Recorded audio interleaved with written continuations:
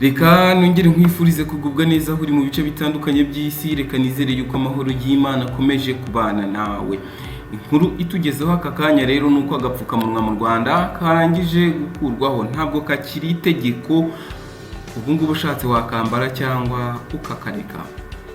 Reka tubigarukeho, ni inkuru yanditswe n'Igihe kandi iyi ni imyanzuro yavuye mu nama y'abaminisitiri yari iyobowe na nyakubahwa Perezida wa Repubulika Paul Kagame. Ni inkuru yahawe umutwe ugira uti kwambara agapfukamunwa ntibikiri itegeko mu Rwanda. Guverinoma y'u Rwanda yatangaje ko bitakiri itegeko kwambara agapfukamunwa nk'imwe mu ngamba zo kwirinda ikwirakwira rya COVID-19. Ni umwanzuro wafatiwe mu nama y'abaminisitiri yateraniye muri Village Urugwiro iyobowe na Perezida Paul Kagame kuri uyu wa gatanu tariki ya 13 Gicurasi 2022. Iyi nama yongeye gusuzuma no kuvugurura ingamba zafashwe zo gukumira ikwirakwira ry'icyorezo cya COVID-19.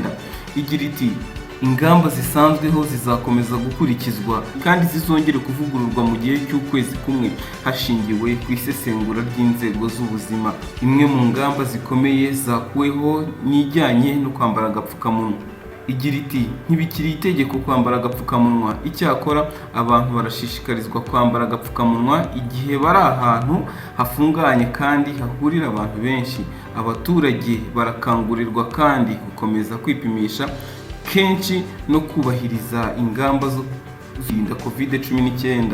Ubwo COVID-19 yibasiraga isi, u Rwanda kimwe n'ibindi bihugu rwafashe ingamba zo gukumira no kwirinda ikwirakwira ry'iki cyorezo. Mu ngamba zafashwe harimo ko kwambara agapfukamunwa byagizwe itegeko kuva muri Mata 2020. U Rwanda rwakwiha agapfukamunwa mu gihe COVID-19 isa n'icogoye. Imibare ya Minisiteri y'Ubuzima yo kuri wa gatanu igaragaza ko mu bantu 3772 bapimwe 9 aribo basanganywe iki cyorezo gusa. Iri gabanuka rifitanye isano n'umubare w'abaturarwanda bamaze gukingirwa. Kugeza ubu mu Rwanda bamaze guhabwa doze ya mbere barenga miliyoni 9, abafashe ebyiri barenga miliyoni 8, naho abafashe doze ishimangira bangana cyangwa barengaho miliyoni 4. Abaturarwanda bongeye kwibutswa kwikingiza byuzuye kugira ngo bemererwe kujya ahantu hahurira abantu benshi, harimo no kwemererwa kugenda mu modoka zitwara abantu mu buryo bwa rusange. Inama y'abaminisitiri yasobanuye ko kwikingiza byuzuye ari uguhabwa inkingo ebyiri ndetse n'urwo gushimangira kubujuje ibisabwa nyuma y'amezi 3 umuntu ahawe urukingo rwa kabiri. Yibukije ko abagenzi bose binjira mu kibuga bakoresheje ikibuga mpuzamahanga cy'indege cya Kigali bagomba kuba bafite icyemezo cy'uko bipimishije COVID-19 rapid test mu gihe cy'amasaha 72 mbere y'uko bahaguruka. Ati abo bagenzi bongera gupimwa bakigera ku kibuga cy'indege rapid test biyishyuriye. Abagenzi bose bava mu gihugu bakoresheje ikibuga mpuzamahanga cy'indege cya Kigali bagomba kuba bafite icyemezo cy'uko bipimishije COVID-19 rapid cyangwa PCR test hashingiwe ku bisabwa n'igihugu bagiyemo mu gihe cy'amasaha 72 mbere y'uko bahaguruka. Abanyarwanda bose bava mu bihugu bagomba kuba barakingiwe COVID-19.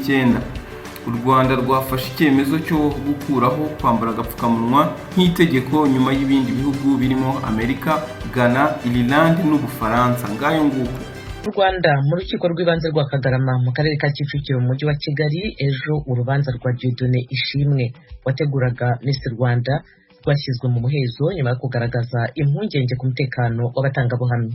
Asumta Kaboyi yari mu rukiko adutegurira iyi nkuru. Usibye ubushinjacyaha Ishimwe n'umwunganizi we nta wundi wari wemeye kuguma mu cyumba cyaburanishirizwagamo ndetse na hafi yacyo. Mbere y'uko umucamanza afata iki cyemezo, abanyamakuru benshi bari babujijwe gufata amafoto no gufata amajwi mu rukiko.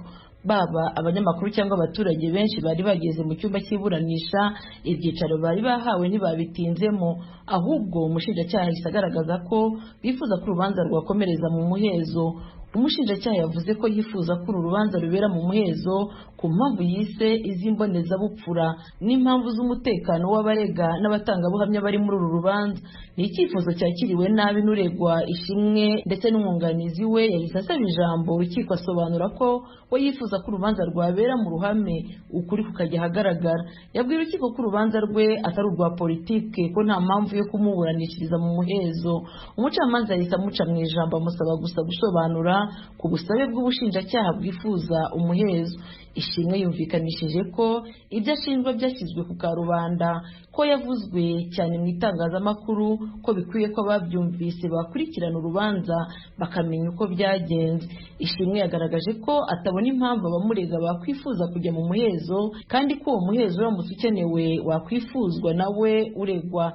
Yongeyeho ko kuva yafatwa kugeza iki gihe nta kintu na kimwe kireba urubanza rwe kigeze gishyirwa mu muhezo, agasanga mu burenganzira ahabwa n'amategeko nawe akwiye guhabwa umwanya akisobanura mu ruhame. Umwunganira mu mategeko yagaragaje ko ibyo ubushinjacyaha bwagaragaje busaba ko urubanza rubera mu muhezo babyita ko ari mu nyungu z'abahohotewe atari ko babibona.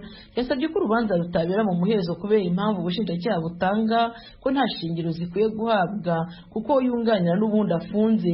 Yagaragaje ko kugeza ubu kuba Ishimwe Dieudonne agifunze nta bubasha yagira mu guhohotera abatangabuhamya. Izi mpaka zamaze iminota itarenze 20 zashojwe n'icyemezo umucamanza yahise afatira mu cyumba cy'urukiko. Uyu yasobanuye ko hashingiwe ku kuba urubanza rurimo ingingo zishobora kubangamira uburere mbonezabupfura rukwiye kubera mu muhezo, bityo yasabye abari mu cyumba cy'iburanisha gusohoka iburanisha rigakomeza. Benshi basohotse batishimiye iki cyemezo, ku buryo hari abavugiraga mu matamatama bagaragaza kutishimira icyemezo cy'urukiko. Ishimwe uzwi cyane nka Prince Kid kugeza ubu yarataremera cyangwa ngo hakane ibyo aregwa. Benshi bari bitabiriye iburanisha ry'uyu munsi bari biteze kumva ibisobanuro atanga ku byaha ashinjwa. Dieudonne Ishimwe aregwa ibyaha bitatu, aribyo gukoresha undi mibonano mpuzabitsina ku gahato, gusaba undi ishimisha mubiri rishingiye ku gitsina no guhoza undi ku nkeke bifitanye isano n'imibonano mpuzabitsina. Ibyaha aregwa byose bishingiye ku byo ashinjwa na bamwe mu bakobwa bagiye bitabira irushanwa rya Miss Rwanda mu bihe bitandukanye, bemeza ko yabasambanije ku gahato. Kugeza ubu Minisiteri y'Umuco n'Urubyiruko yabaye ihagaritse irushanwa rya Miss Rwanda. Kompanyi ya Prince Kid yariteguraga nayo yamburwa ubwo burenganzira. Urubanza ruzasomwa ku wa mbere w'icyumweru gitaha. Assunta Kaboyi, Ijwi rya Amerika, i Kigali. Urukiko rw'ibanze rw'i Kampala, Buganda Road Court, ejo rwakatiye umugabo w'umunyekongo igifungo cy'imyaka 7 kubera kwinjiza amagendu y'inyoni za kasuku muri Uganda mu buryo butemewe n'amategeko. Inkuru irambuye yateguwe na Ignatius Bahizi i Kampala muri Uganda. Umunyagihugu wa Kongo witwa Bobos Kabongo Mbaya yatawe muri yombi mu kwezi gushize igisoro nyuma yo kwambukira muri Uganda anyuze ahitwa mu kibaya hafi n'umupaka wa Bunagana mu nzira itemewe n'amategeko. Afite inyoni za kasuku 122 yarahishe mu dusanduku tw'imbaho tubiri.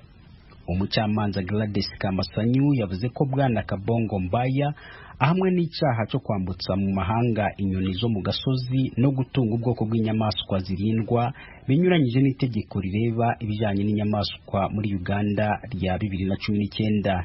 Ibi byaha kandi uregwa akaba yarahise abyemera. Umucamanza agaragaje ko ibikorwa bya Kabongo nanone byanyuranyije n'amasezerano mpuzamahanga yo mu 2017 yo kurwanya ubucuruzi butemewe bw'inyamaswa zo mu ishamba Uganda yashyizeho umukono, bityo wakoze icyaha akaba agomba kugihanirwa. Anahita amusomera igihano cy'imyaka 7 yamukatiye. The convict is sentenced to an imprisonment term of 7 years. Mu gihe umucamanza yamusomeraga icyo gihano, Kabongo Mbaya wasemurirwaga mu rurimi rw'Igiswahili yarize cyane azamura amaboko asaba imbabazi. Ariko umucamanza avuze ko iki gihano kizafasha Kabongo kwivugurura no gucungura isura ya Uganda no kubuza abatari abanya-Uganda kuyikoresha nk'ihuriro bw'ibicuruzwa bitemewe n'amategeko. Abashinjacyaha bo mu kigo gishinzwe inyamaswa bo bari basabye urukiko gukatira Bob Zimbaya igifungo cy'imyaka 16 kubera ko bwa ubwa mbere afatirwa muri icyo cyaha kandi akaba ataratakaje igihe cy'urukiko. Kabongo Mbaya ubwe yari yasabye imbabazi kuva akosheje ubwa mbere kandi kuva akiri umusore w'imyaka 33 ufite umwanya munini wo kwivugurura. umucamanza yavuze ko iki cyaha gitokoza ishusho ya Uganda ku rwego mpuzamahanga kandi urukiko akuriye akaba rufite inshingano zo kurinda isura n'ubusugire bw'igihugu. Hagati aho Gasuku 3 kuri izo 122 zambutswaga zapfiriye mu dusanduku zari zirimo nk'uko bitangazwa n'ubuyobozi bw'inyamaswa mu gihugu. Urubu izasigaye zicungiwe mu kigo cy'uburezi gishinzwe ubuzima bw'inyamaswa kiri Entebbe. Zimwe muri izo nyoni za Kasuku zirimo kuvurwa ibikomere zagize igihe zambutswaga nk'uko muganga w'inyamaswa Victor Musime yabitangarije abanyamakuru. But some of them had a few fractures. Ati zimwe muri izi nyoni zari zaravunitse, izindi zirarwara ariko twazishize ku miti. Amahame dukurikiza twemera kumara iminsi 30 ducunga izi nyoni mbere yo kuzirekura kuja amashamba karemano. Hari urundi rutonde rw'ibikorwa dukora kugira ngo tumenye ko aho zigiye kurekurirwa hashobora kuzitunga hanyuma tukabona kuzirekura. Abajijwe impamvu izo nyoni zitazasubiza igihugu cya Kongo, umuvugizi w'ikigo gishinzwe inyamaswa mu gihugu Bashir Hanji yatangarijwe rya Amerika bikishije mu butumwa bugufi bwanditse ko ari nta masezerano nk'ayo bafitanye n'icyo gihugu kandi ko batazi neza inkomoko y'izo nyoni akaba zishobora kuba zarafatiwe ahandi atari muri Kongo. Kuko ikigo cya leta kibitangaza, guhiga inyamaswa mu buryo butemewe n'amategeko n'abantu bishakira inyama hamwe no guhiga amahembe y'inzovu nibyo byaha byibasiye inyamaswa zo muri Uganda. Ignatius Sibahizi, Ijwi ry'Amerika, Uganda.